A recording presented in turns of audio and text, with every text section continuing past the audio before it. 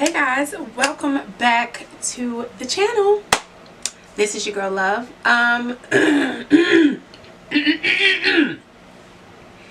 This is your girl Love. I am back with another videos.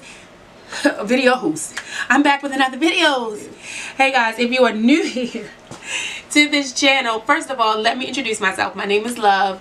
Thank you guys for joining me today. Hopefully you stick around.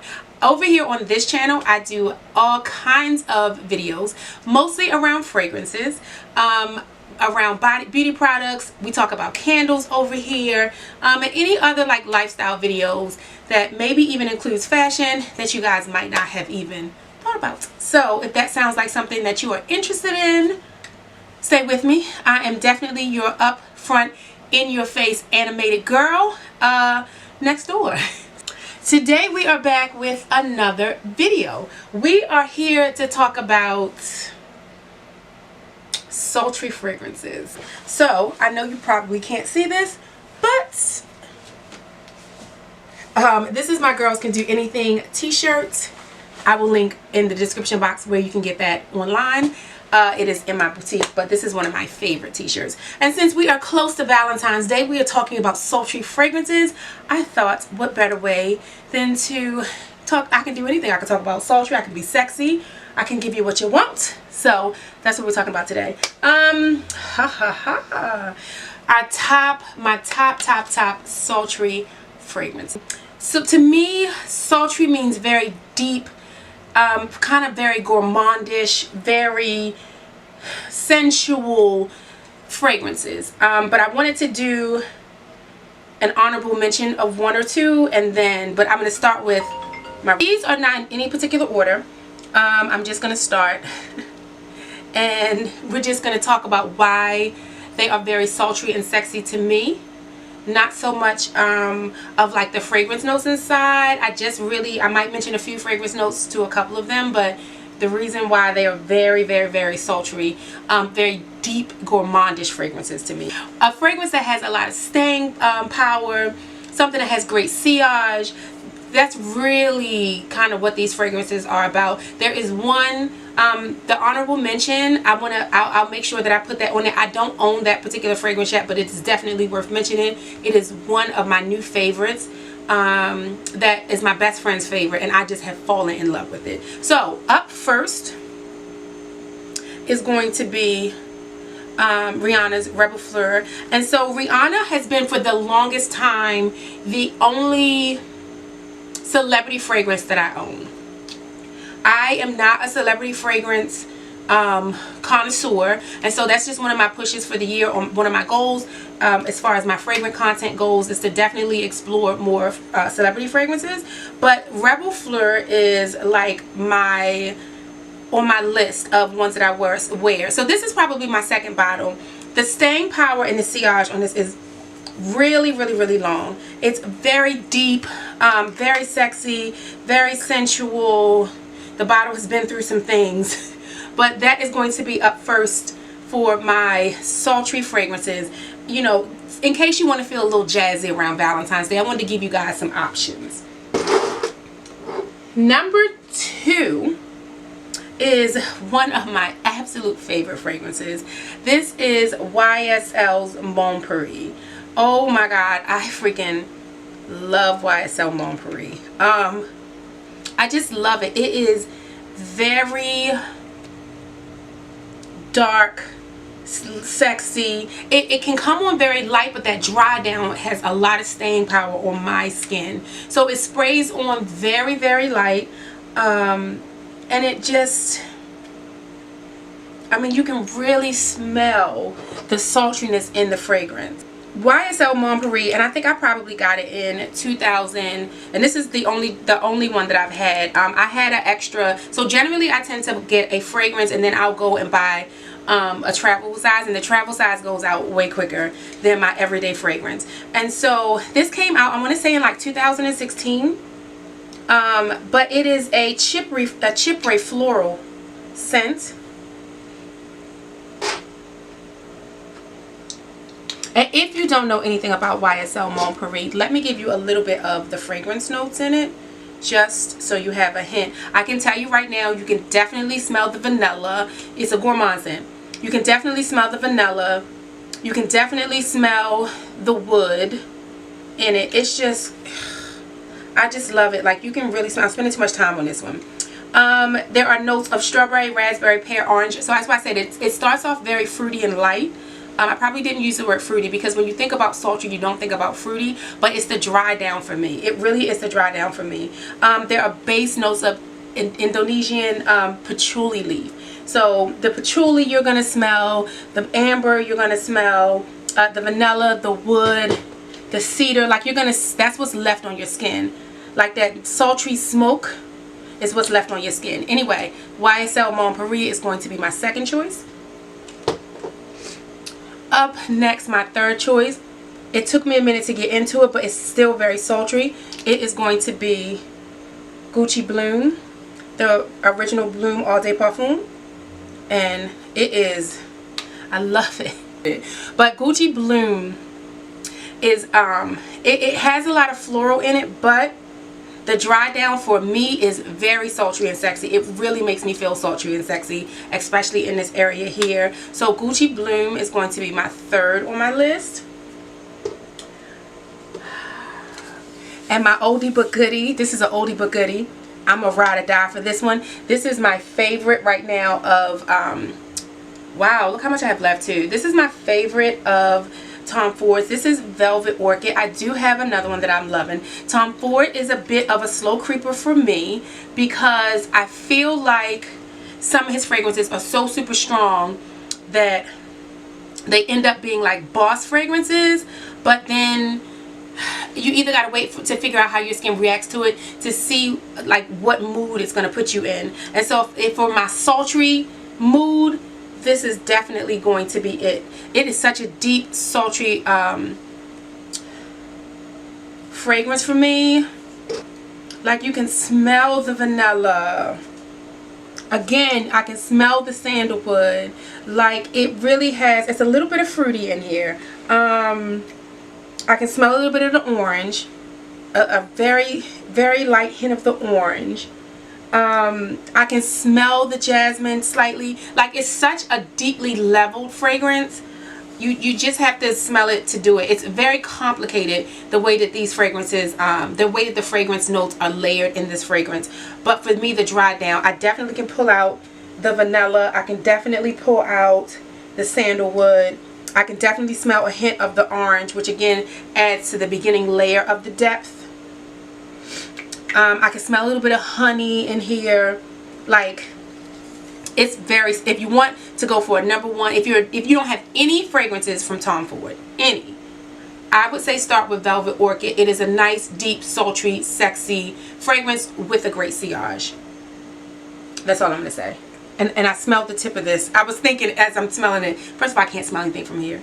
But yeah, let's give it a whiff again. It's been a minute since I pulled this one out. Alright, so my next fragrance is going to be Giorgio Armani C. And I want to say this. It has taken me a really long time to get acquainted and accustomed and just love C. C to me is probably one of the strongest scents that I own. Bon Paris would be to me a light version of C. C is so deeply sexy and sensual and sultry. It's almost over gourmandish. It's almost over licorishly. Like, it's really, really gourmandish. It's why do I keep saying gourmandish? It's almost sickly sweet. It's right on the borderline of being like very sickly sweet, but manageable sickly sweet. So if you are into like very deep kind of licorice, deep honey, like sickly sweet fragrances and can do this, C is going to be a top pick for me. If you can handle Rebel Fleur like on a daily basis, you can definitely handle C. And so I say that to say that it's going to bridge into my next fragrance. So what stands out is definitely that vanilla. It's a deep vanilla too. Like the vanilla and patchouli stand out, but it's a deep vanilla. It's a deep vanilla. It's got a little bit of woody notes. I can definitely pull out that. I It says it's a chypre fruit. I don't pull any fruity notes out of this. It dries down on me so strong that it's such a deep vanilla, woody note. It's just very sickly sweet. That's the best way I can describe this. Which takes me into my next fragrance. So I only have a tester. I tested out Parfum de Mali's Darcy. So listen.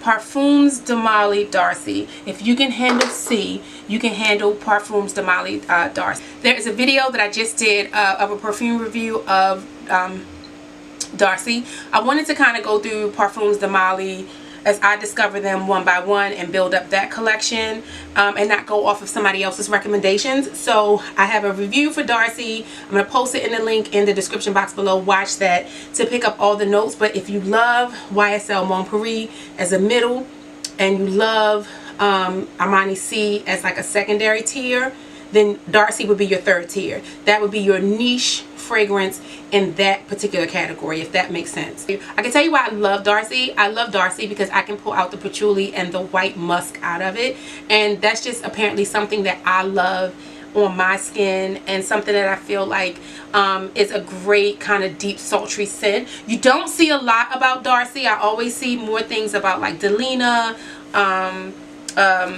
and so I wanted to make sure that at least for me, I explored the brand a little bit deeper, especially at $300 a bottle. I have not purchased a bottle yet. I still have a good amount left in my tester, so I will be purchasing it soon. But Parfums de Mali's Darcy is going to be my favorite of all of the sultry, sexy fragrances if you wanted to weigh into that brand and you love it. So again, if you can deal with YSL Bon Paris as like a tier 1, Armani C as a tier 2, then Parfums de Mali's Darcy is going to be your tier 3 in that kind of category of that sultry, something that's not too sultry and too deep and sexy for you.